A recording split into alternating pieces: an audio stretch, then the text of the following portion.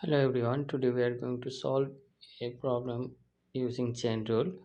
So the problem is find the derivative of ln e to the power 2x minus 10x.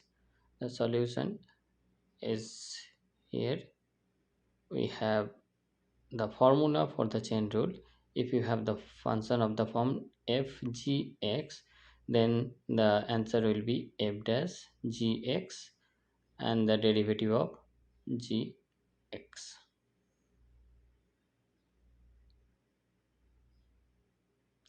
So in this case, we have the function is ln e to the power 2x minus 10x. So the f is ln x and gx e to the power 2x minus 10x.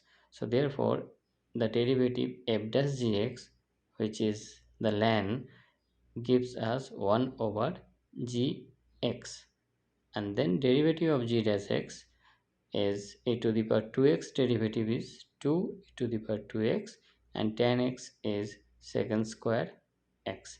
Then we have finally the conclusion.